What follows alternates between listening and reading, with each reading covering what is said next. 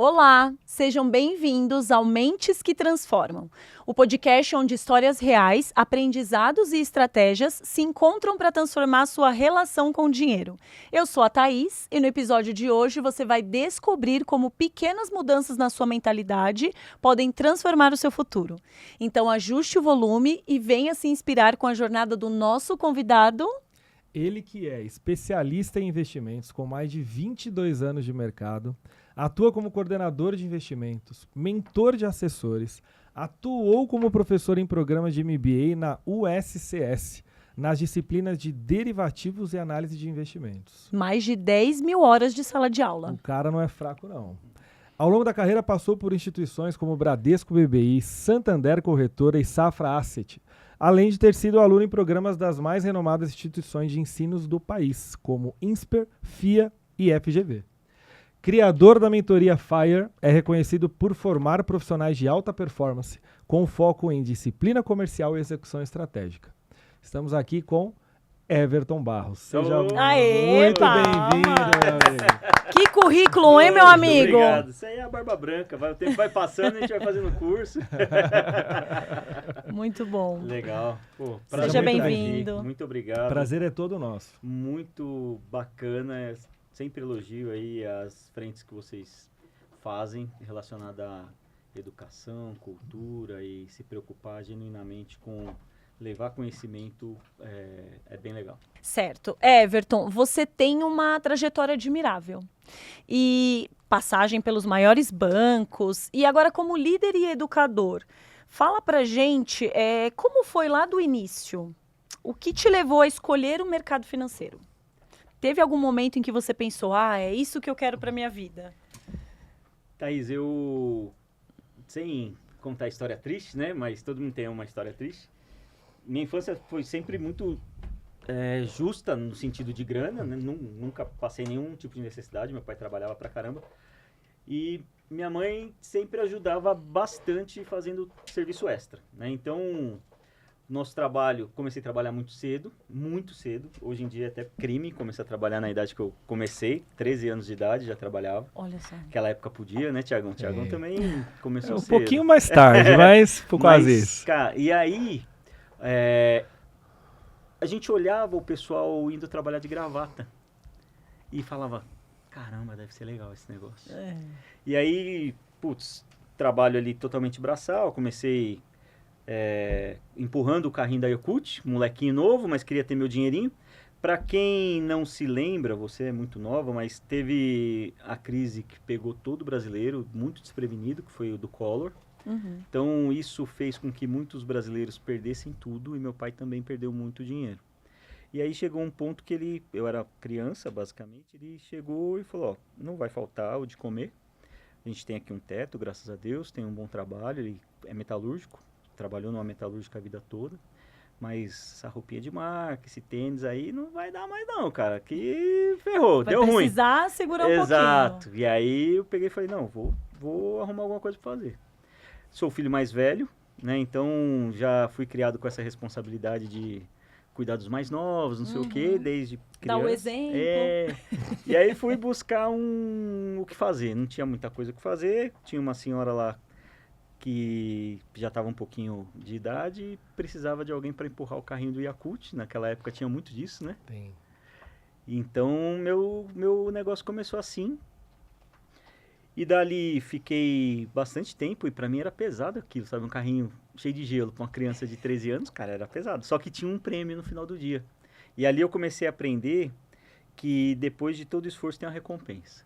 Que legal. No final do dia, os MUPs que estavam furados, ela me dava. Ai, Eu adoro MUP. Até hoje eu adoro. Nossa, eu adoro. O de maçã é o meu preferido também. Esse carrinho tinha Yakult, tinha MUP, tinha Tafman. Tinha tudo isso aí. Então, no final do dia, o gelo quebrava ou derretia, né? E ficavam as pontas e acabava furando. E esses furados aí era a minha alegria de criança no final do dia e ganhava meu dinheirinho e pra mim tava tudo bem. Meu pai sempre foi muito rígido e sempre foi muito rígido no sentido de estudar. Então, eu podia fazer qualquer coisa que eu quisesse, mas eu primeiro tinha que estudar. E meu pai é muito simples, veio da roça, cresceu trabalhando nessa metalúrgica que ele trabalhou. E ele sempre me falou um negócio, cara. Falou assim, estuda, isso da simplicidade a gente tira coisa boa, né, cara? Estuda porque o estudo é tudo. Olha, Sim. Cara, eu cresci ouvindo isso. incrível. Muito bom. Muito legal. E aí, meu pai E nessa época você estudava? estudava, colégio do estado lá e Normal. tal. E aí, meu pai, quando veio da roça pra cá, veio muito novo e trabalhou numa única empresa e fez carreira lá. E ele chegou, naquela época, década de 70, metalúrgica bombando. Ele passou na calçada, os caras pegaram ele e falaram, não, você não quer trabalhar aqui? Vem trabalhar aqui, não sei o quê. Que naquela época era muito doido, né? A economia crescendo e tal. E aí ele começou como limpador de cascalho de torno mecânico. Mecânico. Sabe quando vai fazer uma peça, cai o cascalho e precisava Sim. só da molecada para limpar. E ele entrou nessa, saiu da roça lá do Paraná para cá.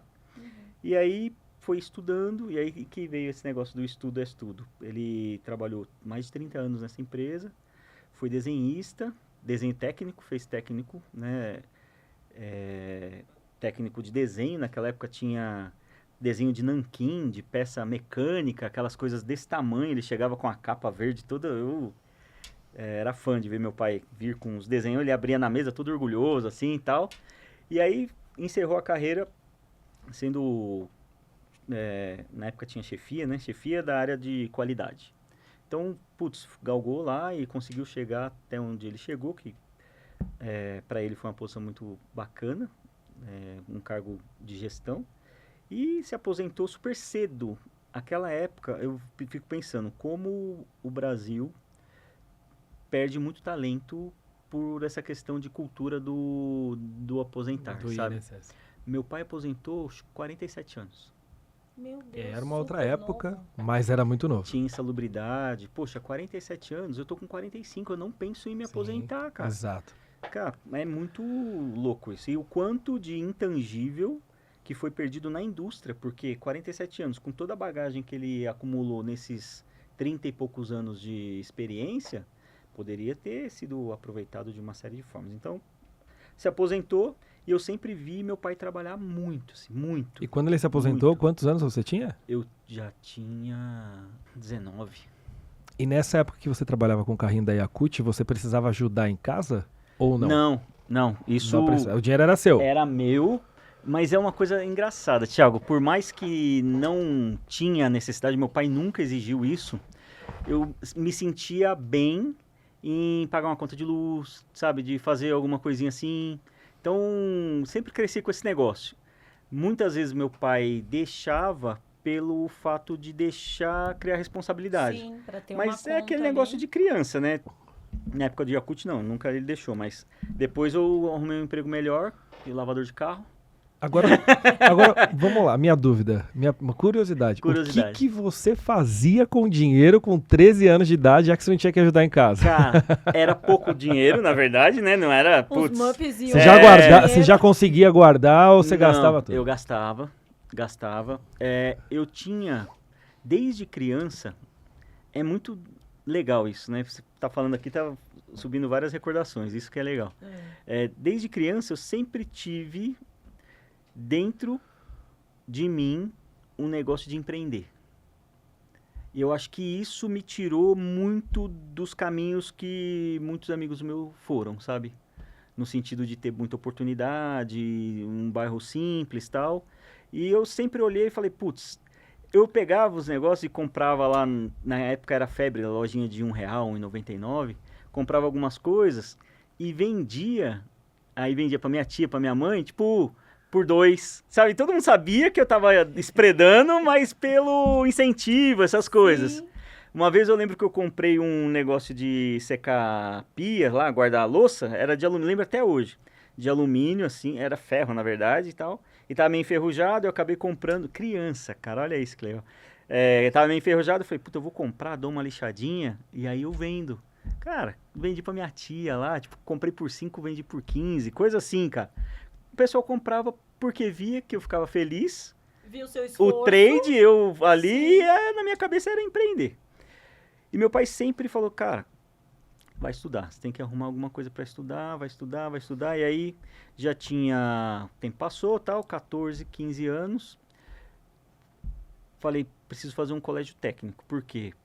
Não tinha nem pretensão de fazer faculdade. Lá em casa nunca ninguém tinha feito e tal. Aí a minha estratégia ali foi o quê? Fazer um colégio técnico. Do colégio técnico arrumar um emprego melhor. E o emprego melhor pagar a faculdade. Sim. Fiz o técnico eletrônica. Meu pai falou, cara, tenta prestar alguma federal, alguma coisa, porque, putz, pagar vai ser complicado, tal, não sei o quê. Aí ele já estava meio que em vias de aposentar, já estava com uns 15 anos mais ou menos. Aí ele pegou e falou assim, ó, se você passar numa federal ou em alguma gratuita, o pai te dá um carro. Eu falei, o quê? Eu estourei, né? Eu sabia que ele não podia. empenho foi Sabia dobrado. que ele não podia. Sabia que ele não podia comprar carro ali pra mim, nem nada, não sei o quê. Mas ralei. Prestei federal, não passei. Prestei ITB, passei bem. Prestei fito, passei também, que na época era bem baratinho. E, putz, optei em fazer fito, que era mais perto de casa, ali em Osasco. Só que era uma correria, e nessa época eu comecei a trabalhar na área comercial, vendendo roupa numa surf shop. E aí que veio todo esse meu tino comercial. Hoje, se eu converso com 1 milhão de pessoas e falo com uma galera, Tá é daí. dessa época. Ah, sem dúvida, ensina muito, né? Muito vendas, cara, na aveia, sabe? Tipo, não tinha fixo e o que você vendeu, vendeu, o que não vendeu, não tem salário, cara. E era muito legal, adorava vender. Só que para vender, você começa a vender ali 4, 5 horas da tarde, a galera. Era loja de rua ali na Primitiva Avianca, em Osasco e tal. O pessoal passava, ia ver uma camisa, essas coisas, e minha aula começava às 7 da noite. Só que começava a vender bem às 5, 5 e meia, então ficava naquele negócio.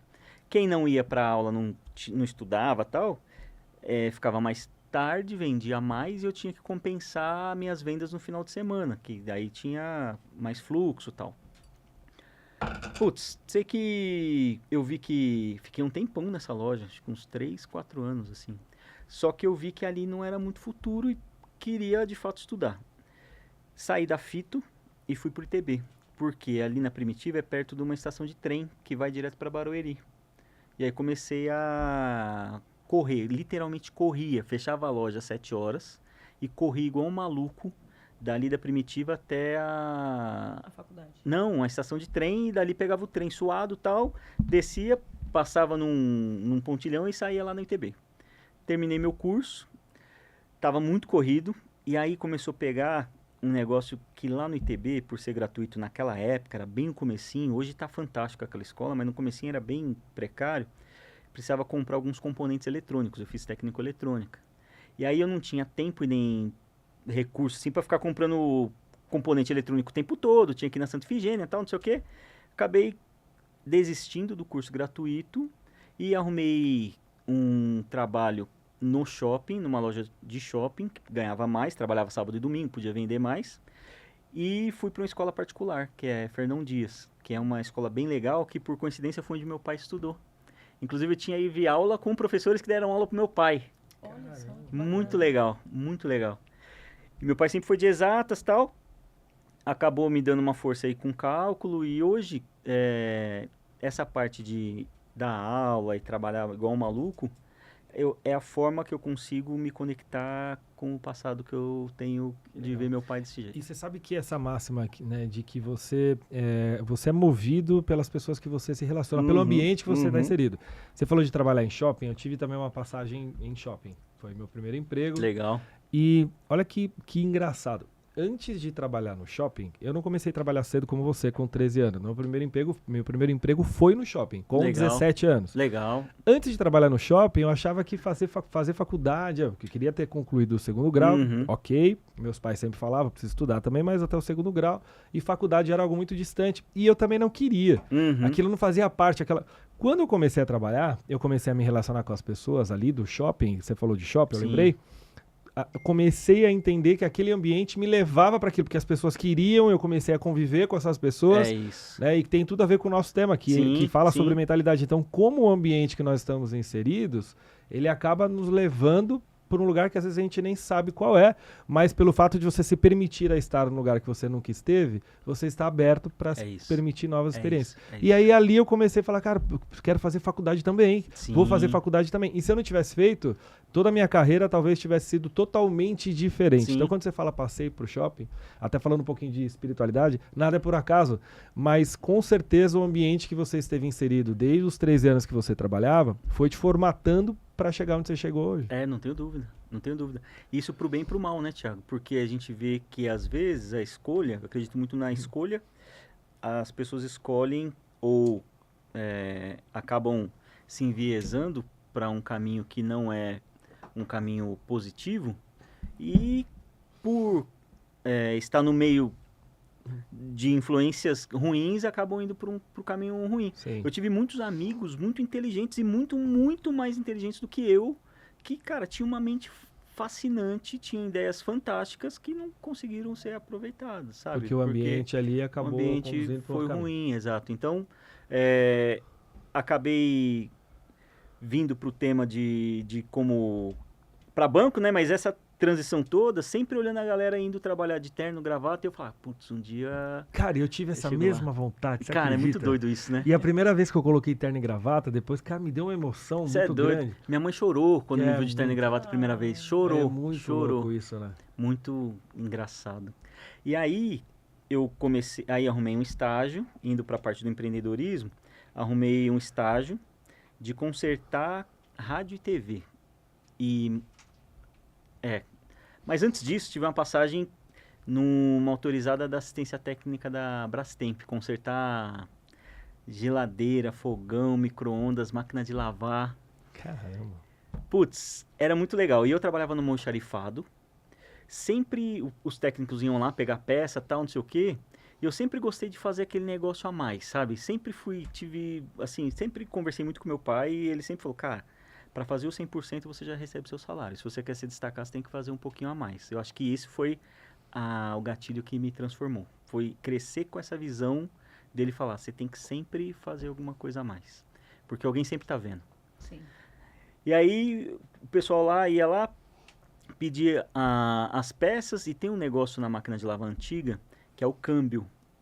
E é uma peça pesada, tal, não sei o quê. E aí um cara um dia tava lá, um técnico, eletrotécnico, né, que consertava esse negócio, falou, putz, isso aqui é pesado, não sei o quê, ele já era meio de idade, tô com a hérnia, tal, de disco, não sei o quê.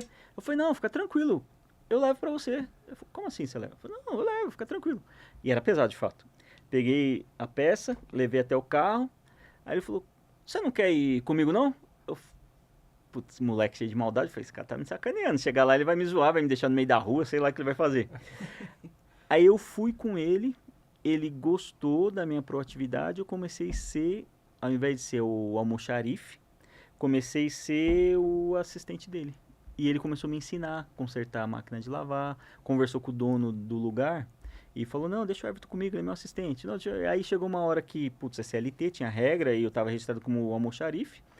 Acabei sendo transferido, que para mim foi uma baita de uma promoção, a assistente técnico. Olha. E aí, dali, eu comecei a pegar gosto por consertar as coisas e comecei a pegar eletrodomésticos dos vizinhos, lá da casa da minha mãe, lá do meu pai, para consertar em casa. Então, consertava micro-ondas, consertava máquina de lavar a domicílio, comecei a gerar uma rendinha extra. Aí eu comecei a guardar grana porque eu comecei a ter o sonho de estudar. Eu nunca tive o sonho de fazer a faculdade, mas eu sempre tive vontade de ter grana para fazer o curso que eu quis fazer. Tipo, e aí tem uma história bacana com o curso que daqui a pouco a gente entra nesse ponto. E eu sempre comecei a juntar grana. Como eu passei no ITB e era gratuito, eu sabia que meu pai não ia ter grana para comprar o carro, não sei o que, e nunca cobrei isso dele, eu acabei começando a juntar grana para comprar o carro. Putz, juntar uma grana daqui, uma grana ali, aí gastava, moleque, zero educação financeira, nunca tive essa parada de educação financeira, por isso que é um tema que me fascina muito, porque eu sei o quanto isso pode transformar. Acabei indo para a área de eletrônica e arrumei um estágio numa assistência autorizada da LG e Aiva. E aí aprendi de fato consertar aparelho de som e me especializei nesse negócio. E fiquei bom nesse negócio e comecei a pegar uma porrada de aparelho de som para consertar em casa. Daí começa a mente empreendedora. Sempre tive isso dentro de mim. Foi muito legal essa parte. E com essa base forte que você teve, com o exemplo do seu pai, da sua mãe, enfim, toda transformação que vocês tiveram durante o período que você comentou, passou pelo Yakult e por vários lugares. Qual foi o momento que você foi para o mercado financeiro ou fez essa escolha? Ou você foi levado? Não. Conta pra gente como foi essa... Nessa caminhada toda, eu comecei a ver, e aí parece muito louco isso, comecei a ver que as pessoas que eram mais velhas do que eu, no trabalho que eu estava, estavam todas doentes. Ou era uma hérnia de disco, ou era um problema com álcool, porque a carga era muito pesada de fato. Sim. Aí, elencando, né, os meus trabalhos, foi Yakult, depois lavar carro, e lavar carro, eu tinha um hobby de lavar carro, porque eu lavava o carro do meu pai no final de semana, pegava escondido, dava um rolezinho e guardava. Só que quando né? você leva isso pro seu trabalho, você esquece que vai ter dia que tá chovendo e tá frio e você vai ter que lavar carro, e aí eu não gostava muito dessa parte não, Você cara. sabe que eu vou pegar um gancho, e a minha terapeuta fala uma coisa muito legal, né? No meu caso foi música por muito tempo. E chegou um certo momento da minha vida que eu tinha essa dúvida. Será que eu devo viver de música? Que sempre foi uma paixão muito grande. Eu lembro de uma frase da minha terapeuta, Miriam, um beijo pra ela, que ela dizia o seguinte: quando você gosta muito de alguma coisa e essa coisa é seu hobby, né, no meu caso, a música, e pelo jeito no seu caso era o carro, quando você transforma essa coisa em profissão, ela deixa de ser o seu hobby. É isso. Simples assim. É isso. E aquela magia toda de É prazer de fazer, ela se perde. Porque vira uma obrigação. É verdade. E aí não podia deixar de... Não, é isso, contribuiu muito. E aí eu comecei a ver que aquilo era ruim, e tinha dia que tava frio e tinha que lavar carro, eu era meio criança ainda, passando para adolescência e tal. Acabei migrando para uma empresa de carregar caixa de caminhão. Então, chegavam uns caminhões. Que mudanças, hein? Não, porra, e fui evoluindo, né, velho? Cara, quantos nichos? Pelo menos eu parei de passar frio, cara. Até era muito ruim, minha mão ficava tudo enrugada, cara. Propósito forte aí, né, exato. Fortão, Não, era fortão. Aí fui pra trabalhar de carregar e descarregar caminhão e tal. Tinha um cara lá na minha rua, o Valtão. Valtão, vou mandar esse link pra você. O cara faz parte da minha infância total. E eu tava passando e tal, ele falou: Everton, tô precisando de um ajudante aqui, não sei o que, você não quer vir pra cá? Eu falei: quanto paga? Aí era mais do que eu ganhava lavando carro. Aí fui pra lá. E aí era pesado de fato, era eu e mais um outro ajudante. Cara, parava, e aí é trânsito de São Paulo mesmo, para correndo, desce, pega a caixa correndo, entrega, não sei o que. E eu comecei a ver um lado que eu não via, que era, por exemplo, você tá trabalhando na rua. Não tem grana para comer em restaurante todo dia, nem PFão. É caro. Onde você esquenta a marmita? Porta-luvas. No motor do caminhão. No motor do caminhão. No motor do caminhão. E aí eu comecei a ver esse lado, eu falei: puta, não é legal, não tá gostoso essa comida. E, tipo assim, ok, era o que tinha, e fiquei um tempo, acho que 1 ano e meio, trampando disso aí. Foi quando apareceu a loja, e aí fui pra loja. Foi a loja, agora tá mais leve, Tá né? mais confortável. Agora tá mais tranquilo, tá de boa. Ar-condicionado. Mas e sempre tendo essa chave de buscar alguma coisa que eu conseguisse conciliar o trabalho e o estudo. Porque, como diz o meu pai, estudo é estudo, né? E aí, trabalhar, descarregar e carregar caminhão, no começo, você chega em casa, você não tem ânimo para ir para a escola, você não tem ânimo para estudar, você não tem ânimo para nada. É pesado, é de fato pesado. Por mais que você tá ali, testosterona a 1000, molecão e tal, cansa, cara, é pesado mesmo. E às vezes atrasa a entrega, e às vezes o trânsito não deixa você estudar, e aí começou a ter um monte de problema, e eu comecei a ficar preocupado com isso. E aí migrei para a área de vendas, e aí foi um ponto muito... Até eu chegar na Surf Shop, eu passei por uma loja do shopping, fiz um teste lá de um dia, que foi uma catástrofe. Muito ruim. Ninguém acredita, mas eu vou revelar um negócio. Eu era tímido, cara. Olha! Eu era tímido. Eu não conseguia, e aí, depois de também, abrindo aqui um ponto pessoal que o Thiago abriu, muitos anos de terapia. Muito. Era por ter toda essa passagem, ter uma infância mais simples.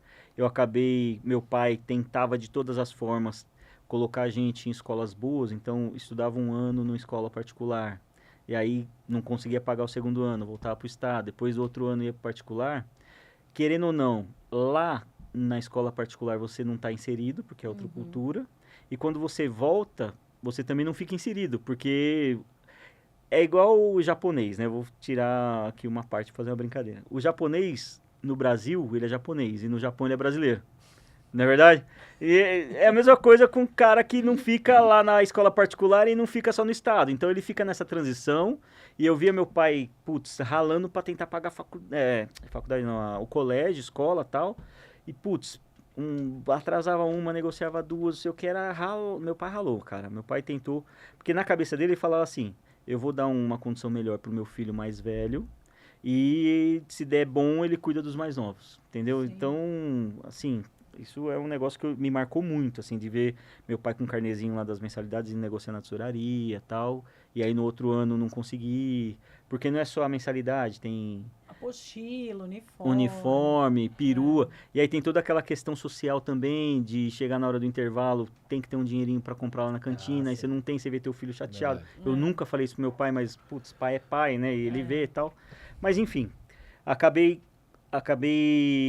tendo essa timidez muito grande por um complexo de diminuição, né? Nunca me senti inserido e tal.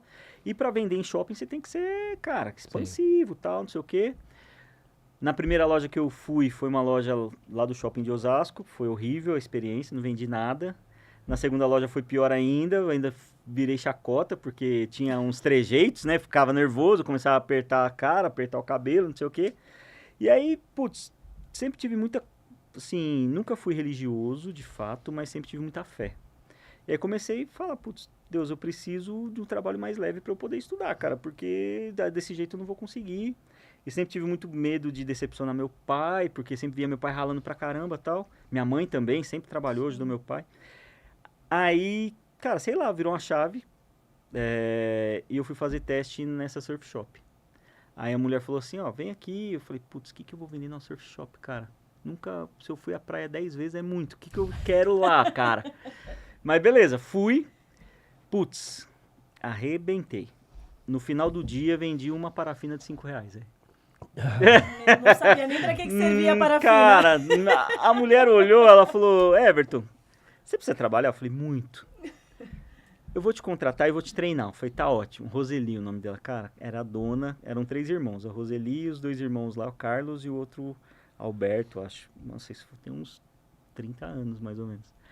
Aí, putz, fiquei lá, o pessoal me deu uma baita de uma força, super vibe surf, sabe? Tipo, não, ó, faz assim, fica aqui, olha ali, não sei o que, não sei o que lá, não sei o que lá. Cara, comecei a me desenrolar. Em 6 meses, 8 meses, quase um ano, já tava praticamente assumindo a loja como ponta de venda. Olha que coisa boa. Cara, Natal e Ano Novo, e sempre por ver meu pai trabalhando igual maluco, eu saía da loja da rua e ia pra loja do shopping pra continuar vendendo. Aí a galera, cara, vai pra casa, é Natal. Eu falei, cara, tem que vender, velho, tem que arrumar grana, não sei o quê. E aí comecei a ter esse negócio de ser alta performance, ser workaholic lá na loja. E uma pergunta, em que momento você acreditou que era possível você ser destaque em vendas? Porque você sai de um menino franzino ali, tímido, Sim. né, para alguém que se destacou muito em vendas, Sim. que normalmente quem é tímido não consiga vender, mas você acreditava em alguma coisa, né? Qual Sim. foi qual que era o seu maior propósito para você falar, putz, eu consigo, eu posso, eu vou conseguir? Tiago, é uma excelente pergunta, traz uma reflexão absurda, porque esse gatilho eu nunca tive. Nunca, assim, eu sempre pensei que é o contrário. Sempre achei que eu nunca ia conseguir. E aí isso me gerava estímulo de fazer conseguir, sabe? Um negócio, tipo, nunca eu falei assim, cara, eu vou ser o melhor. Nunca. Eu sempre lutei pra não ser o pior. Entendi. E aí esse de não ser o pior, e aí que eu acho que é o grande segredo. A minha batalha era sempre contra eu mesmo. Então eu sempre queria vender mais do que eu vendi Pra se ontem. provar. E aí eu não olhava, de verdade, eu não olhava o quanto o cara vendeu, eu olhava quanto eu vendi no dia anterior. E aí é exponencial, cara. E cara, é uma pergunta que nunca parei pra pensar nisso, mas era exatamente isso. Interessante.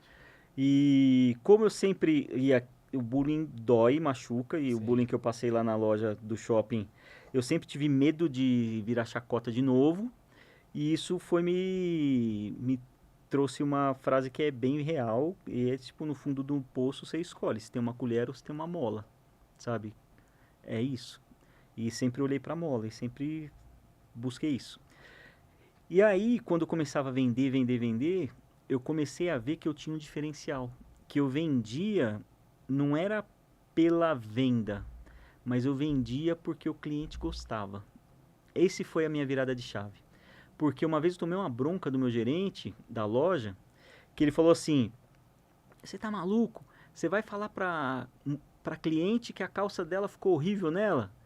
E de fato, esse era o meu diferencial, porque as pessoas perguntavam: "Putz, ficou bom?" "Puta, não ficou bom não, velho. Vem cá que eu vou te mostrar outra." Sendo que se o cara gostou, ele já ia vender, entende? E aí eu comecei a entender que a venda pela venda, ela é uma vez só. Sem dúvida. Sim. E eu demorei esse tempo de 8 meses, sei lá, para ser ponta, porque eu comecei a ver que os clientes voltavam para comprar comigo. Sem dúvida. E isso virou minha chave. É que no mundo comercial você precisa vender algo que é a confiança. A confiança. E quando você é sincero, você isso. consegue captar. Você não É vende isso. ali aquela calça, mas É muito isso. provavelmente você ganha a confiança isso. dessa pessoa. Mas é um trabalho de longo prazo. Sim. E às vezes o imediatismo corporativo, se o cara não tem essa preocupação de olhar para si mesmo e se desafiar e ser melhor do que si, o cara desanima. Sim. Porque se ele falar, eu vou ser melhor do que o Thiago. Cara, o Thiago vendeu 10, eu vou vender 20. Cara, isso é insustentável. Isso adoece as pessoas. Sim. E aí, quando você olha e fala, cara, eu vou vender mais do que ontem, porque eu vou atender melhor os clientes que vierem me procurar, cara, virou a chavinha. E aí eu comecei a ter... Aí as pessoas que me treinaram falaram assim, cara, você tá usando aquele gatilho. Eu falei, cara, não tô. Tipo, pode ser que tá em algum momento, eu agradeço por você ter me ensinado isso, mas entrou na veia. Tipo, que fala, né? Ficou natural. Muito bom. Ficou natural. E aí comecei a vendi e tal, foi legal. Fazendo a parte de eletrônica, estudando, ralando, no meio do caminho, meu pai quando se aposentou, abriu um salão de beleza para minha mãe. Minha mãe era manicure, fazia unha lá na garagem de casa. Meu pai falou, putz, agora eu tô aposentado, recebi uma graninha aqui, vou abrir um salão para você empreender.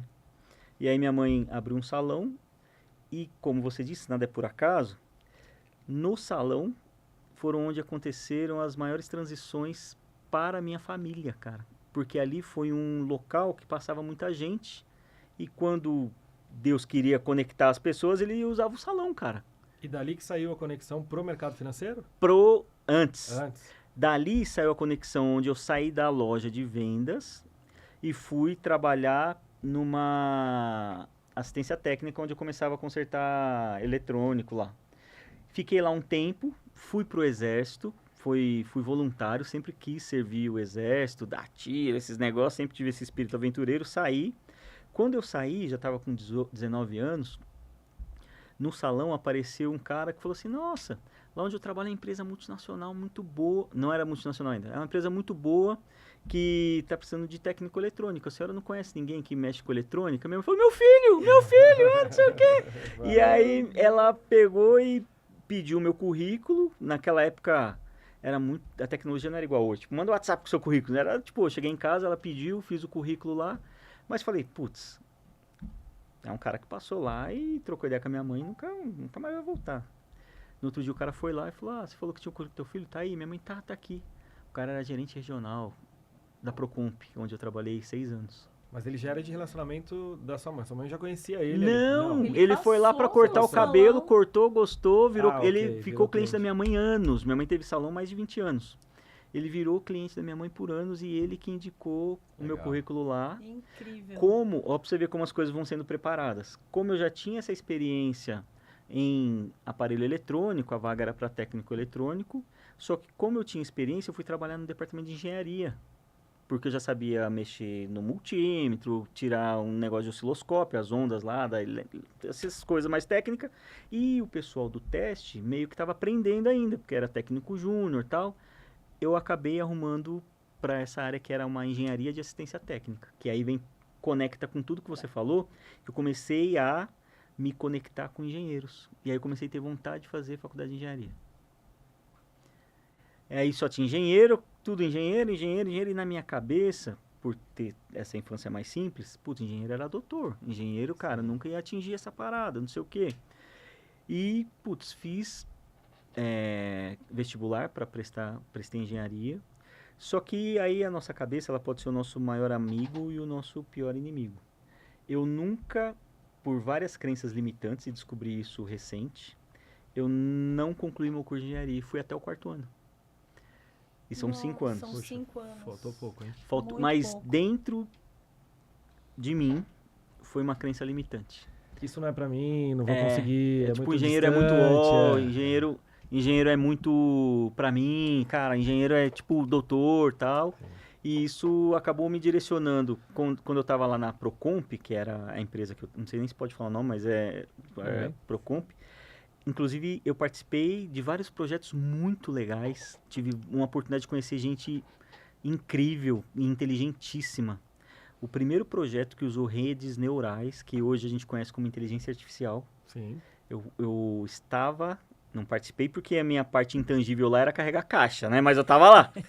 Com a minha chefe era muito nerd, a Laine e a Luciana, que também, certeza que eu vou mandar esse podcast para ela. Cara, elas conectaram, elas faziam teste de software. E elas participaram de um programa junto com a USP, naquela época, de redes neurais, que criaram um software para uma máquina usado num banco grande. O primeiro caixa com inteligência artificial do Brasil. Que você colocava os dados, ele te devolvia o troco. E era super raro esse negócio acontecer. Então, e aí, eu na engenharia de assistência técnica, ajudei na instalação e fazer os treinamentos não treinar, né, mas assistir os treinamentos todos de como consertar. E qual que era a inteligência dessa máquina?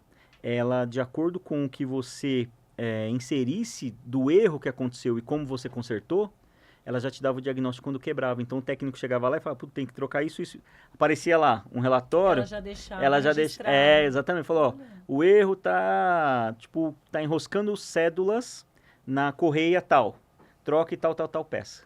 Então, era muito legal isso pra época, velho. Muito legal. E olha como é interessante, né? Eu te conheço já há alguns anos e eu sei da sua competência e habilidade com números, com o mercado financeiro. E te conhecendo, a sensação que eu tenho é que você nasceu com uma apostila CFP na mão. E ver você falando que você passou por todas essas áreas, por diversas empresas. Exatamente. Né? Com certeza isso te moldou para o que você é hoje, né? É isso. Eu quero só saber quando que a gente vai chegar no mercado financeiro, cara. Agora. E aí, lá nessa área do mercado financeiro, lá nessa área de engenharia de assistência técnica, eu comecei a acelerar minha capacitação, fui fazer engenharia, terminei o técnico eletrônico, fui fazer engenharia e tal. Só que toda vez que eu passava em frente a algum lugar que tinha um banco ou um bancário, eu ficava com aquilo de... Quero. Alterno. Olha essa gravata. Uhum. Que pessoal bonito, quero trabalhar aqui. Exato. E olha que maluquice. Eu já estava bem cotado, já trabalhava, já estava bem nessa empresa. Já tinha ali um timezinho de 3 ou 4. Era um molecão, devia ter uns 19, 20 anos. Apareceu uma vaga pelo CIE, estágio, na Cidade de Deus, aqui do Bradesco. Numa área que era dentro do banco, mas era assistência técnica para atender helpdesk de funcionários de um departamento. Então, eu seria bancário. Eu achei que você ia arrumar a televisão lá do Não, mas foi quase isso. Era impressora. E aí, o que aconteceu? Eu larguei tudo. Tinha uma carreira já basicamente desenhada, era seguir. Que eu tinha na época? Um carro, tinha uma picape Corsa bem bonitinha, quase zero, tinha 1 ano de uso. E eu falei assim, se eu vender essa picape Corsa, e aí foi a questão do planejamento, se eu vender essa picape, colocar o dinheiro no banco. O salário que eu recebi de estágio era tipo 1.000. E o salário que eu recebia lá na empresa era 4.000. Eu consigo me destacar. Olha a confiança, mas hoje eu vejo que era uma loucura, na verdade. Em 6 meses, 1 ano, eu consigo ser efetivado, volto para o meu salário normal e esse valor dessa reserva aqui do carro, eu consigo suportar aí, minha previsão é 6 meses, eu consigo, mas se eu for ruim em 1 ano, os caras me efetivam e aí a grana dá. Já Esse tinha foi todo o plano. O plano. Só faltava combinar com os russos, né? Fui efetivado com 18 meses. 18 Muito meses. bom. Muito ruim. Acabou a grana. Acabou a grana grana. não deu. E aí começou um perrengue doido. Ferrou. Eu ganhava 4, fui ganhar 1.000 como estágio. E, vamos que vamos. E a sua época de estágio deve ser mais ou menos parecida com a mesma época que a minha. Então só tinha bolsa, né? Bolsa. Não tinha vale BR, transporte, VA, férias, tinha nada, era cara. só bolsa nada. auxílio ali, Exatamente. seca. Seca. E aí começou a apertar e beleza, mas solteiro, morando com os pais, tal, aperta daqui, aperta dali. Já era um marmanjo, não tinha nem coragem de pedir ajuda pro pai e tal, e de morar lá já tava ótimo, né? Não tava pagando aluguel nem nada. Fechou. Trabalhando, ralando na parte de TI para ser promovido e tal, não sei o quê. Um belo dia, eu mudei a minha faculdade para estudar de manhã e trabalhar à tarde, no período das 2 às 10, porque de manhã era mais barato. Eu falei, vou estudar de manhã, economizo aqui, conversei no banco, o banco trocou o horário do meu estágio, fechou. Lá no banco, o trabalho de terceirizado, o funcionário do banco, ele só supervisiona o terceiro. À noite, trocar cabo, fazer serviço de telecom, tal, não sei o quê. Por um dado motivo, não sei porquê, o cara que ia fazer um trabalho de cabeamento foi sozinho. E o banco tinha pedido para ir 2, porque senão não ia dar tempo de fazer o trabalho à noite. E durante o dia os funcionários iam chegar e não ia dar tempo dele concluir. Resumindo a história. Eu comecei a ajudar o cara. Por quê? E aí é o que o Thiago falou. Tudo isso me preparou para o que ia vir e eu nem sabia o que era. Sempre fui nessa cultura de, cara, não menospreza o que é do outro. Cara, se puder ajudar, ajuda. Cara, não sei o que. Meu pai sempre foi muito forte nesse negócio. E eu vi o cara se ferrando ali. Eu falei, vou ajudar o cara porque senão ele não vai conseguir terminar o trampo. Comecei a ajudar o cara, não sei o que lá. Passou um gerente de uma área que nunca passava. Eu trabalhava das 2 às 10 e às vezes estendia, ia meia-noite, 1 hora e tal. E esse cara nunca ia lá. E era um cara de uma área de risco de mercado financeiro, que é uma área super elitizada do mercado, que ele passou ali para resolver algum problema de cotização de fundos, que eu nem sabia o que era na época. E ele passou e falou, Alex, o nome dele, falou assim, o que você tá fazendo aí? Que era piso suspenso, então a gente tinha que pular ali no fosso para ajudar o cara a passar o cabo. O que você tá fazendo aí? Eu falei, tô ajudando o cara aqui, não sei o que. Ele brincou, falei, nossa, o cara vai me arrebentar amanhã, velho. Aí, olhou, falou, não, beleza, não sei o que, cuidado aí, né, vai se machucar, papapá, isso aí é trampo do cara lá fazer. Eu falei, foi aquela conversa, corporativona, tal, ele passou, resolveu a coisa dele, saiu. Aí eu fiquei olhando e falei, nossa, mano, esse cara é elegante, né, velho? Trabalha na melhor área que eu achava do mercado financeiro, animal, não sei o quê. Olhei, continuei fazendo meu trampo. No dia seguinte, cheguei lá 2 horas da tarde. Aí ele falou assim, você que tava lá no fosso lá ontem, né? Eu falei, chega aí. Ele era novão, mano. Eu falei, agora que o cara vai me ferrar.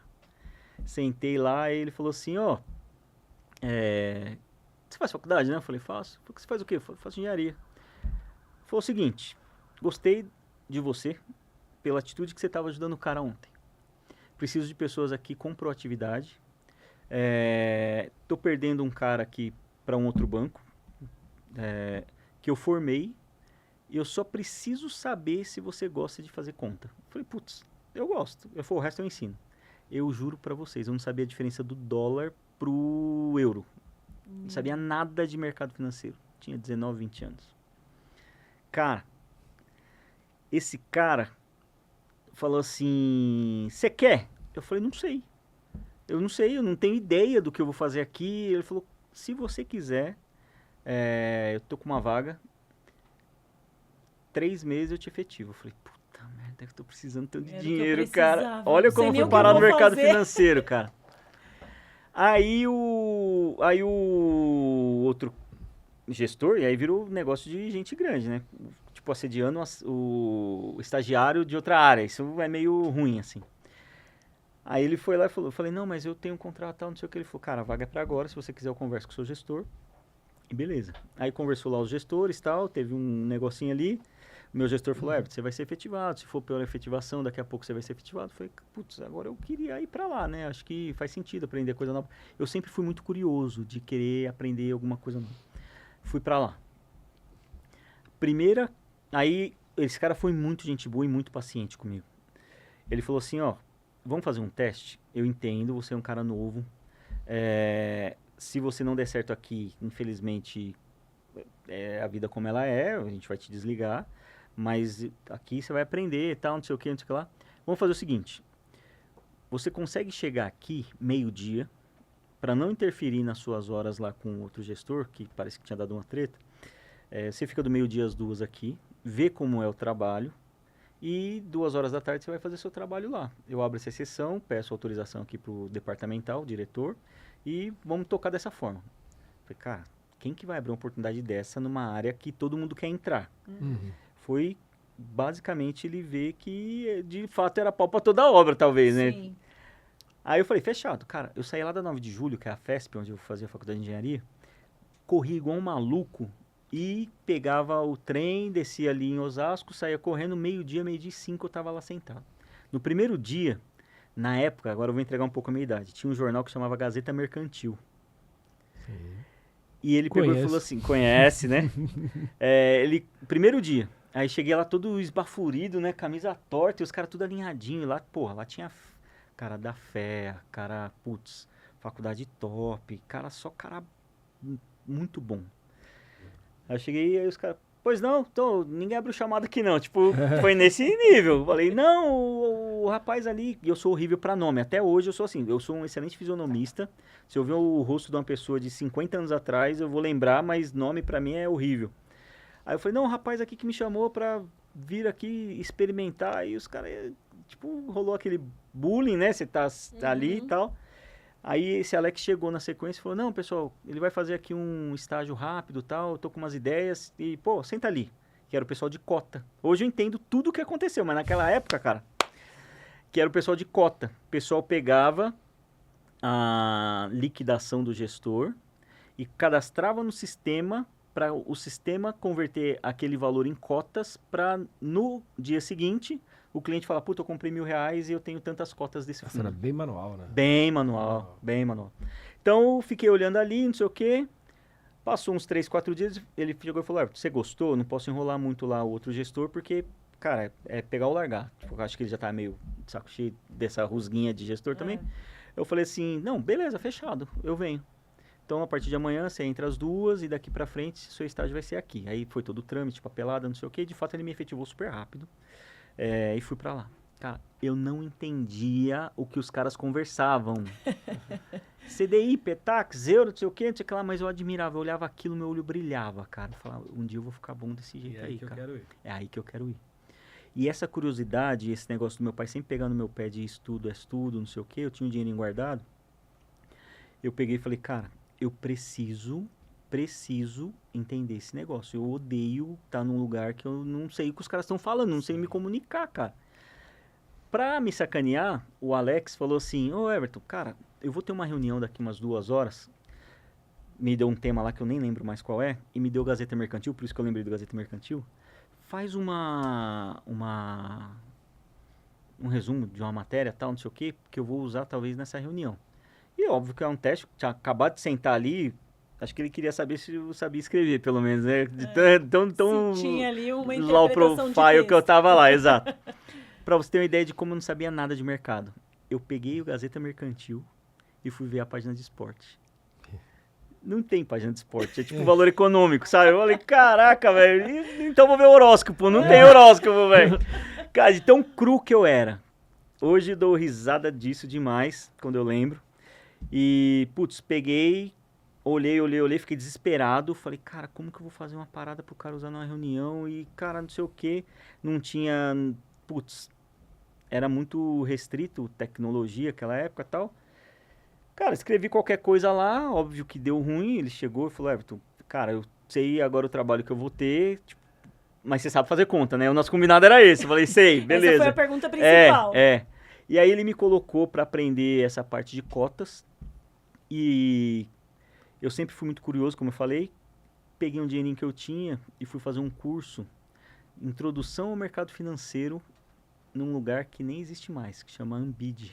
Ambid, que virou Ambima. Virou Ambima. Que virou Ambima. Aí fiz na Ambid, de sábado e domingo, esse curso, com uma professora que bombou, é uma escritora, se chama Lilian Gallagher. Ela estava começando e estava dando, não sei se estava começando, mas estava dando aula lá, hoje ela não dá mais aula. Cara, ali explodiu a minha cabeça. Foi uma virada de chave. Ali foi. Aí eu quero aproveitar um gancho, então. Agora tem muita coisa para te perguntar aqui Vamos hoje. lá. Uhum. A gente sabe que a sua carreira bancária começou aí no Bradesco e você teve por muitos anos uma carreira de sucesso, né, no mercado financeiro e tem ainda até hoje, mas passou por diversos cargos, Sim. cargos grandes, importantes dentro do banco, no qual eu tive a oportunidade, inclusive, Tem de trabalhar várias junto por um histórias, né, período. Thiago? Mas em algum momento você teve essa virada de chave, né, que você falou, e foi pro campo educacional. Daqui a pouco a gente volta para sua carreira bancária, Tá bom. mas a gente quer saber o seguinte, eu quero saber qual foi a sua virada de chave. O que te levou a falar assim, eu também agora quero partir pro lado da educação financeira? Esse momento nunca aconteceu, assim, não foi natural. E eu poderia contar aqui uma história bonita, não sei o quê, do educacional, mas foi simplesmente por grana. Nessa época que o estágio acabou minha grana do carro, eu precisei gerar grana extra e eu comecei a ficar muito bom na parte de técnico eletrônico e tal. E você vai lembrar muito de um curso que tinha na década de 2000, manutenção e montagem de microcomputador. Sim. Aí eu fui dar aula na Databyte, nem sei se existe ainda a Databyte, eu acho que não. Não sei também. Comecei a dar aula de montagem e manutenção de micro para ter uma grana extra e me apaixonei pelo educacional. E aí o mercado financeiro... E aí, o mercado financeiro, como eu acabei pegando essa parte bacana de ensinar, comecei a dar aula de Excel, e aí do Excel comecei a juntar mercado financeiro com conta com Excel e comecei a ensinar as pessoas a parte de como usar aquilo para ir melhor em carreira. Sim. Como entrou essa parte de educacional no mercado financeiro? Tem ainda um tempinho que eu vou encurtar aqui, mas nessa área de mercado de capitais que eu entrei, risco de mercado, eu era o chão de fábrica, colocava a cota, digitava a cota no sistema. Era um trabalho super operacional, que eu comecei a fazer o quê? Tentar entender por que aquele número era aquele número. Foi quando eu fiz o curso na Ambid, aprendi a fazer as contas, só que eu comecei a praticar o que eu aprendi no curso. Eu acho que essa é a virada de chave. Porque quando colocava lá no sistema, ele já dava, por exemplo, o PU do título. Se era pré, ele já provisionava marcando na curva, que depois eu entendi o que era, um pouquinho por dia até dar o quanto era o vencimento do título.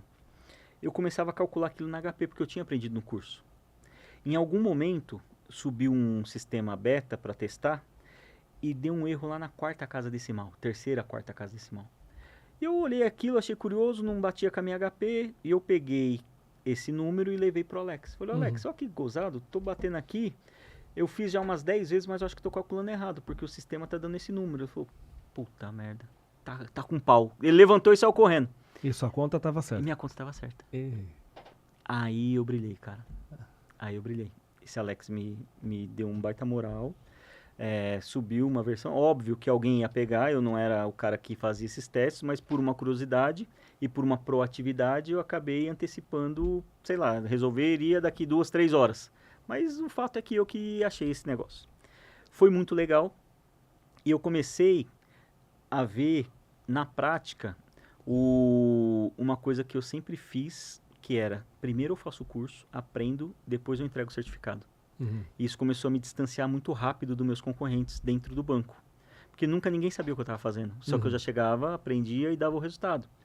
E aí, foi assim, nessa época, eu fiz o curso de introdução, depois eu fiz um curso de risco, depois eu fiz um curso, eu tinha um dinheirinho guardado para comprar meu carro, eu lembro até hoje disso. Era um Peugeot lindo, que eu era apaixonado por aquele carro. Peugeot, né? Tinha que ser, não entendia nada de carro. Cara, lindo, lindo, lindo. Mas eu me sentia tão fora da casinha naquele departamento que eu peguei esse dinheiro inteiro e paguei uma especialização de operador de mercado financeiro na FIA. Inteirinho. Aí foi a minha virada de chave. Aí eu fiquei maluco para trabalhar como trader, porque eu comecei a aprender hedge, comecei a aprender opções, comecei a aprender... Cara, aquilo explodiu a minha cabeça de uma forma, porque eu vim de uma educação de engenharia. Putz, Maxwell, 1700 e pouco, 1500 e pouco, eletricidade, um negócio muito antigo. Eu comecei a ver umas teorias, cara, que era muito recente. Eu falei, caraca, isso aqui foi nesse século, velho, isso aqui foi nessa década. E começou minha cabeça a explodir. Explodiu. Eu falei, cara, não posso parar, é aqui que eu quero. Procurei um departamento para fazer um teste para trabalhar na corretora como trader. Virei chacota, porque nessa época eu já tinha uns 27 anos. E o pessoal, 24 mais ou menos, 24 eu acho. Porque eu já estava ali uns 4 anos, tinha uns 24, 25 anos. O pessoal, trader, cara, você vai começar como trader agora, você já tá velho para ser trader. Trader nessa época já tá tudo rico, aqueles bullying do bem, sabe? E aí eu peguei e falei, cara, é o que eu quero, é meu sonho, eu vou atrás desse negócio. Fiz o processo seletivo duríssimo, passei no BBI, no Bradesco. Como nada nessa vida é muito fácil, foi uma puta de uma crise que deu, congelaram todas as vagas, eu precisei voltar pro departamento com o meu gestor muito bravo comigo, porque ele não queria me perder. Ele falou, cara, vou te promover analista sênior, não sei o que lá. Tem toda uma historinha no meio do caminho, mas pra dar uma encurtada, eu falei, não, eu quero ir pra lá. Fui. Quando passou a crise, retomaram as vagas, fiz o processo seletivo de novo e passei de novo e fui ser trader. Legal. E sempre na pegada de falar assim, e aí desde lá do carrinho de Yakult, como você faz para se destacar onde você passa? E meu pai sempre me falou, faça o que ninguém quer fazer. Perfeito. Cara, e aí na mesa de operações, eu comecei a ficar bom em tudo que ninguém gostava de fazer. Lá na parte de precificação e risco. Putz, trabalhar à noite, ninguém gostava. Eu fui voluntário trabalhar à noite. Putz, e aí na parte de trader de ações, precisava viajar. E ninguém gostava de viajar. E eu comecei a viajar. Porto Alegre. Brasil inteiro. Brasil inteiro. Inclusive, com 30 anos, já estava com uns 28 anos, foi minha primeira viagem de avião. Pelo banco. E, cara, foi emocionante, porque eu nunca imaginei que eu ia ser um bancário. Nunca imaginei que ia girar alguns milhares de milhões na minha mão. E nunca imaginei que o banco ia mandar motorista me pegar na minha casa, pagar uma passagem de avião para eu resolver um problema em outro estado. Oh. O cara que vendia, empurrava carrinho da Yakult, sabe? E muitas vezes eu me peguei em mesas de negociações muito grandes, e ali a crença limitante, o complexo, falando, mano, o que você tá fazendo aqui, cara? Você é só um lavador de carro. E precisou de muita fé e muita... E você se terapia. tornou uma referência, né, Everton? Você é uma referência reconhecida. A minha admiração pelo profissional Everton é muito grande, você sabe disso, Sim. né? E ver você atuando não só como profissional, mas também como educador. Eu tive a oportunidade de fazer um curso com você. Foi já, verdade. Everton foi meu professor também. Meu professor também. Então, a gente sabe que o país que a gente vive já tem uma carência muito grande pelo básico. É isso. Não, então, a gente não tem educação financeira nas escolas, a gente já falou isso aqui. Então, o básico, a maioria das pessoas não tem. E quando a gente vai para um mercado que ele é bem específico, assim, o mercado, dentro do mercado financeiro, por um setor que ele é bem específico, assim como o seu, derivativos, tesouraria, mercado de ações, então a gente tem é um nicho, né? Muito pequeno. E você ainda pegar isso e ensinar as pessoas... Sim. Cara, então aqui Vai meu reconhecimento aí Obrigado, pela Thiago. contribuição pelo mercado financeiro e meu agradecimento também, porque nós que somos no mercado financeiro, com certeza, somos carentes de profissionais como você, que são, além de talentosos, educadores também, né? E aí a sua escola, com certeza, foi o Thiago, foi a Thaís, mas Nossa, foi muita O Thiago gente. indicou Muita muita gente. gente lá, cara. Eu tenho uma Muitos gratidão profissionais aqui. que se formaram comigo, foram promovidos comigo, se formaram com você. Muito legal. Então, ó, uma dica aqui. Se você quer se especializar no mercado financeiro, Everton Barros, CPA 10, 20, 30 não, CEA, CFP, todo tipo de curso no mercado financeiro, esse é o cara para te deixar preparado. Pô, obrigado, Tiagão. Sabe que essa admiração é recíproca, a gente já passou poucas e boas aí nos bancões e, cara, e aí virou a chave aonde dessa parte educacional, né, para encaminhar aqui pros finalmente. Tem mais perguntas. Eu comecei a ver que o pessoal tinha muita dificuldade de passar na CPA. E a dificuldade dos caras eram em derivativos, opções, que eu tinha sido trader disso. Sim. Eu comecei a ir nas agências dos bancos para vender a sala de ações e para lá do Bradesco e via que os gerentes tinham dificuldades. Sim.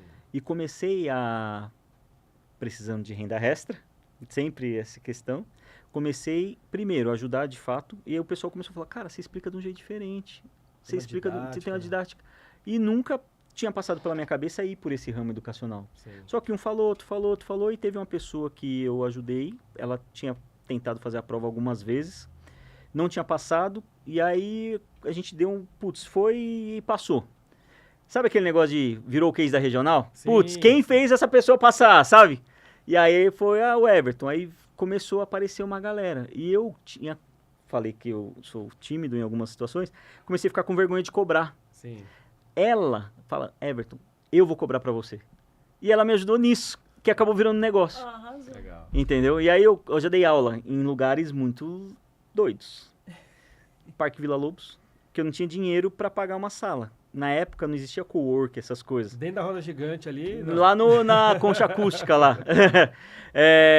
Em biblioteca do centro, já, Sim. cara, em vários locais não próprios pra isso, mas Até chegar à escola. até domicílio, na casa de aluno, cara. E aí, Legal. puta, e aí virou a Quantos escola. alunos você acha que você deve ter formado aí por aí? Chuta aí um número.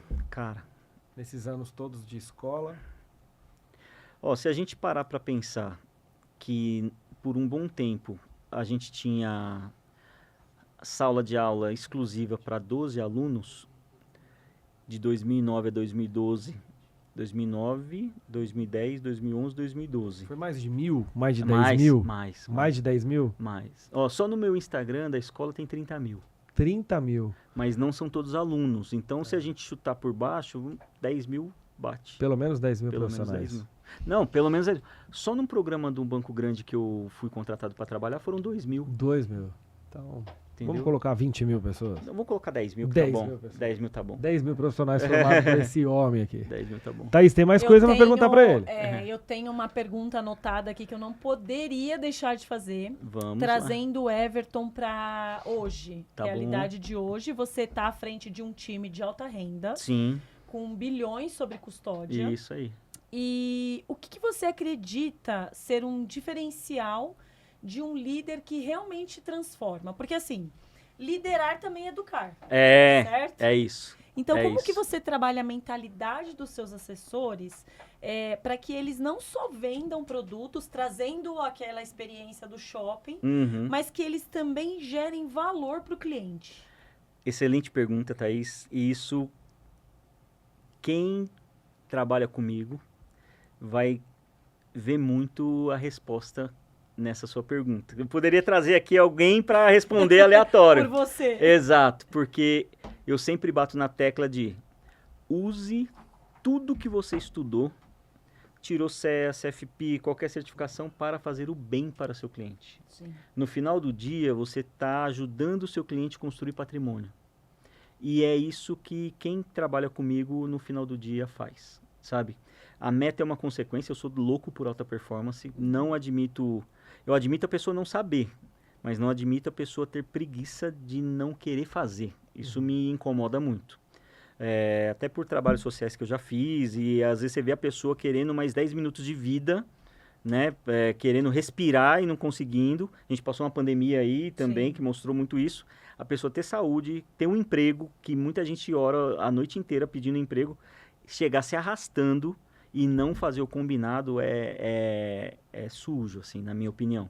Então, o tempo que você está ali tem que ser um tempo de qualidade, e a qualidade é para você impactar as pessoas que você atende. Então, acho que isso, a minha liderança é pautada no educacional estratégico. Então, quando eu assumo Gere valor para o cliente. É isso. Então, quando eu assumo um time, eu faço uma entrevista, que é o one-on-one, com todo mundo, para entender qual é a lacuna de conhecimento que ele tem. E aí isso é super sigiloso, eu não exponho ninguém que sabe ou não sabe. Crio uma trilha educacional como time, pego a conversa de todo mundo, pego a trilha educacional e crio aulas pontuais, 2, 3 vezes por semana. E eu vejo que, fiz até uma publicação no LinkedIn hoje falando sobre isso, que terminou uma turma lá e vai começar outra, que esse conhecer gera mais segurança no discurso, que ele sabe que ele está fazendo bem para a pessoa, mesmo que a pessoa não saiba que aquilo é bom. Por exemplo, eu uso muito essa analogia. O médico, ele não vai falar assim, Thiago, você tem que tomar 30 gramas desse medicamento, nome super técnico complexo, porque você tem um peso tal, a medida tal, não sei o que, isso vai... Cara, não é isso. É assim, toma esse remédio e vai te fazer bem. E o que vai fazer você voltar nesse médico e pagar 500 para uma consulta? A eficácia do... Se você sarar, É isso, entendeu? O benefício O que vai fazer você procurar um assessor de investimentos ou um assessor que te vendeu um consórcio? Se aquilo te fez bem. Se aquilo realizou teu sonho, se aquilo fez crescer teu patrimônio, se aquilo fez, de fato, você proteger a carteira do cliente contra uma inflação. Cara, não adianta, e essa era a minha maior briga em outras instituições que eu passei, em todas. Não adianta você sair da mesa como um assessor, se sentindo o maior bilionário do planeta, o cara mais inteligente do mundo, e o seu cliente não entender nada do que você falou. Isso me mata. Isso me mata. E me matava. E continua me matando. Por quê?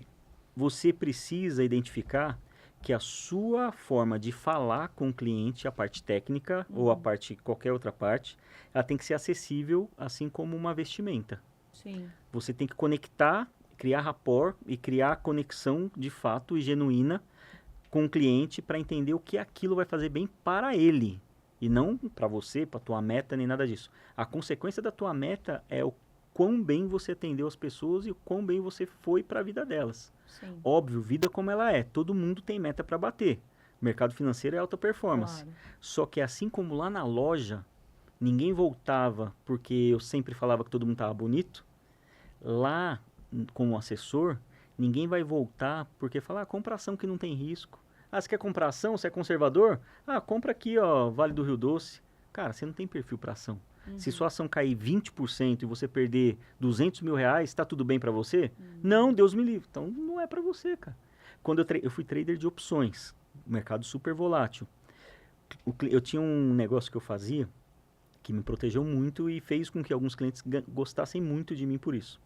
O cara fala, eu sou arrojado, gosto de operar opções seco, vou lá, compro e se cair eu compro mais, não sei o quê. Quanto você quer operar? Isso é um caso que aconteceu lá em Porto Alegre, cliente de Novo Hamburgo.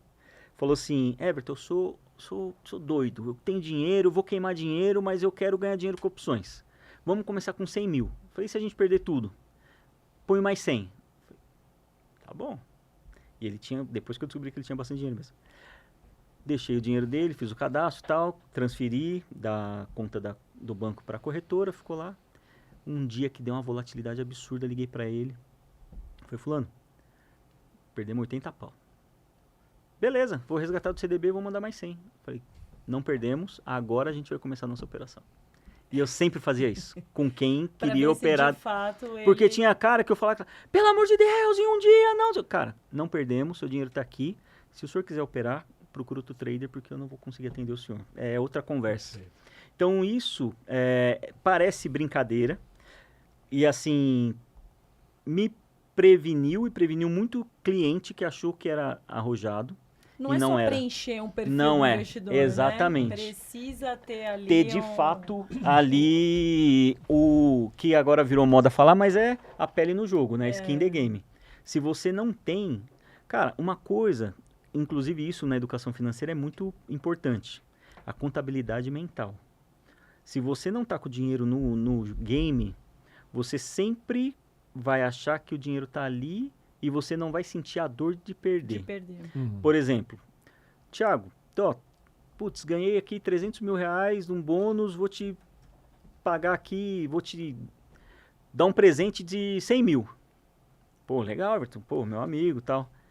Vou chegar na Thaís e falar, Thaís, vou te dar também um presente de 100 mil. Oh, cara, se deixar, eu dou 100 mil para 5 pessoas que estão aqui na sala com 300 mil na conta. Porque a contabilidade mental, ela é falha. Ela não consegue fazer o débito. Sim. Por isso que muita gente se perde no cartão de crédito. Sim. Por isso que muita gente se perde nas contas do todo dia, porque tem a bendita da contabilidade mental.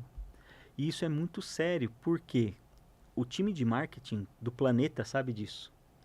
E quando você tem o dinheiro em espécie, quando você gasta, é comprovado cientificamente que inconscientemente sente uma dor.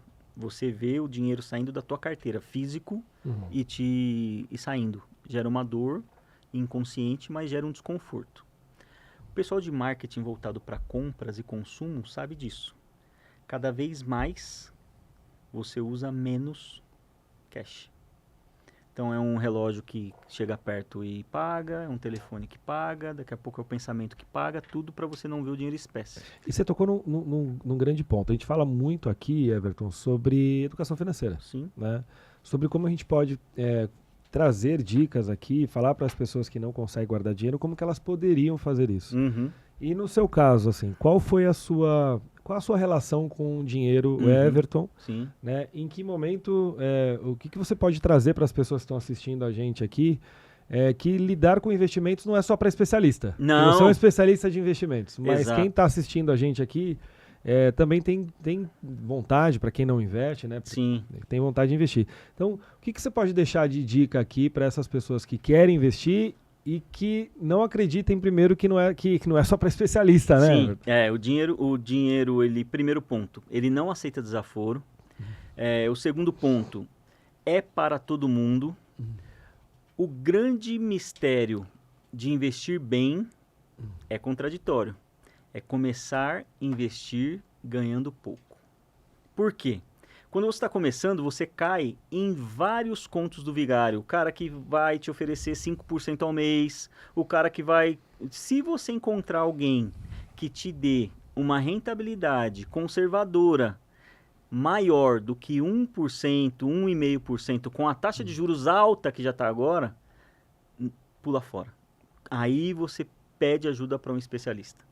Produtos que você deve investir, que são de baixíssimo risco, não vão te pagar muito. E aí você leva sempre a tríade, né? São 3 pilares: rentabilidade, liquidez e segurança. Um dos 3 vão necessariamente ser contra a sua vontade. Por exemplo, rentabilidade alta.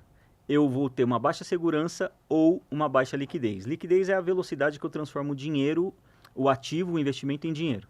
Então, se você seguir essa premissa, esses 3 pilares, não investir em algo que você não conheça, não investir em algo que acha que vai te pagar muito para cair em pirâmide, essas coisas, e sempre começar de uma forma de fato conservadora. Eu conheço muitos clientes que não conhecem de investimento e, se deixasse, colocaria tudo na bolsa sem antes ter uma reserva de emergência, sem antes ter um controle de fluxo de caixa.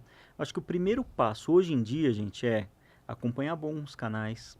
No YouTube tem muita coisa boa, livros infinitos. Então, o primeiro investimento que deve ser feito, com toda a sinceridade do mundo, é um investimento em conhecimento.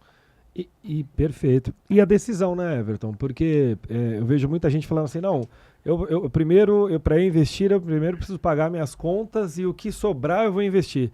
E a mentalidade, acho que deve ser, não sei se você concorda da mesma opinião, ao contrário. Concordo. Eu primeiro reservo ali os meus 20%, né, para investimento, e aí o que sobra, aí eu vou pagar as minhas contas. Tiago, olha que eu mudei a mentalidade de muita gente com essa analogia. Vê se faz sentido para vocês. Quem vive com sobra? Quem vive com sobra? Mendigo. O que sobrou, alguém dá pro cara lá. Sim. Então, é confortável viver com sobra? Não. Então você concorda que se você guarda o que sobra, você entende que sua cabeça nunca vai trabalhar para sobrar? Perfeito. Porque o que sobra é resto. É isso aí. Se você mudar o mindset e tirar a sobra para eu vou primeiro pagar aqui o meu trabalho, depois eu vou pagar minhas contas, e se programar para que isso aconteça, isso é importante falar, Thiago, que não adianta achar que é da noite para o dia, porque vai gerar uma frustração e a frustração vai gerar uma repulsa. Sim. Então, é um controle, primeiro, de fluxo de caixa, controle das dívidas e depois o controle de onde investir. E eu tenho uma teoria, só para não prolongar muito, que é a teoria da caixa de sapato. Opa. Eu fiz um podcast, falei dessa teoria da caixa de sapato, cara, deu muita visualização. Conta aí, que essa eu não conheço. Qual que é o melhor investimento hoje para quem está começando e não sabe nada de investimento? Nada. Putz, eu estou hoje controlando o meu fluxo de caixa, não tenho nenhum tipo de conhecimento, é minha primeira experiência em guardar dinheiro. Caixa de sapato. Caixa de sapato. Explica melhor isso. Você vai lá, pega uma caixa de sapato E guarda seu dinheiro e guarda ali. seu dinheiro ali. Perfeito. Muito bom. Por quê? Se você guarda no banco e guarda isso num CDB, aí começa lá, a poupança é bom, CDB é bom, não sei o quê. Cara, não é esse o momento ainda. Qual que é o seu momento? Hoje, a caixa de sapato vai te trazer tangibilidade de ver o dinheiro crescer. Uhum. Se você faz uma gestão de gasto, o que você poupa e não é o que sobra, e aí eu vou dar um spoiler, e a gente vai ter que ter outra conversa, hein, Vai Thiago? ter, tô vendo. A conversa, quando é boa, ela estende. Olha só esse mindset. Para o pessoal que eu atendo nas mentorias, que estão querendo aprender a investir, essa é a cabeça. Nunca investi, quero começar a investir, Everton. O que eu faço? As pessoas, elas começam muitas coisas e não terminam. Começam uma dieta e não termina. Por quê? Acha que, putz, fui 2 dias na academia, virei halterofilista. Cara, comi salada hoje, à noite vou comer uma pizza. Por quê? Não tangibiliza o ganho. E é a mesma coisa para investir ou para poupar. Por exemplo, você veio lá da Lercara para cá gravar hoje, veio de transporte público, Uhum. metrô. Metrô. O que acontece? Supondo que você fez isso para economizar. Eu sei que não, porque hoje você é um empresário multi-performance aí. Economizar tempo. É, tempo que é dinheiro. Hoje. Então, supondo que uma pessoa hoje está numa pegada de economizar. E aí ela vai 3 vezes por semana de transporte público para o trabalho, certo? Para economizar com estacionamento e essas coisas. Legal. O que acontece e por que as pessoas desistem? Porque esse esforço que ela faz não é tangibilizado. Uhum. Se eu vou 3 vezes a menos para o trabalho de transporte público e eu gasto R$25 a diária barato lá no meu transporte público, eu obrigatoriamente preciso sair do meu trabalho como se eu fosse para o estacionamento, é um trabalho mental esse mesmo, passar no caixa eletrônico, sacar R$25, chegar em casa e colocar na caixa de sapato. Olha que interessante. E você vai ver o seu esforço virando dinheiro. Perfeito. E aí você começa a poupar. Perfeito. Mentes que transformam, não Mentes. é, Thiago? O papo tá muito O bom. papo tá bom, mas a gente A gente precisa precisa encerrar. encerrar. É isso. Infelizmente. Que Vamos pena. ter que marcar um segundo episódio Vamos. com... Perfeito, vamos pra Tem cima. muita conversa Muita boa. Que conversa. história bonita, hein, meu amigo? Obrigado, Muito bom. obrigado pelo Parabéns, convite. Everton. Muito obrigado. E Everton, para finalizar, o nome do nosso podcast é Mentes que Transformam. Perfeito. Certo? Para fechar, o que mais transformou sua mente nos últimos anos? Quebrar. Quebrar. Quando você quebra, você entende que tem uma única coisa que te mantém com a possibilidade de reconstruir, é a reputação e o carinho que as pessoas sentem por você. isso transformou minha mente. Porque você só percebe quem de fato acredita no teu trabalho quando você não tem uma empresa que fatura milhões, quando você não está num cargo de gestão num banco e que você olha e fala, cara, ferrou. Onde eu vou? E aí você vê de fato...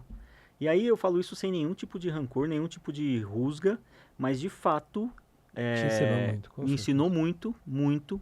Eu acho que é uma decepção, porque quem tem empresa cuida daquilo como se fosse a sua criação de fato. Sim.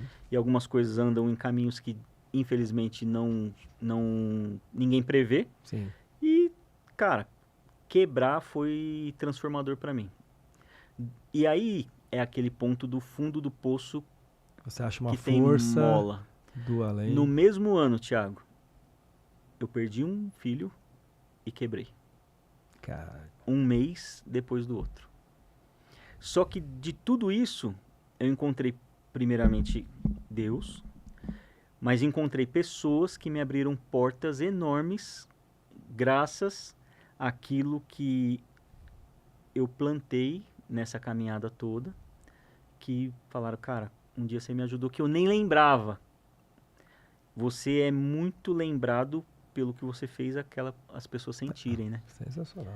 Então, eu aprendi depois de passar a maior tristeza da minha vida, que foi perder um filho e quebrar. Praticamente perdi 2 filhos, né? Porque a empresa é praticamente um Sim, filho sim, nosso. Sim.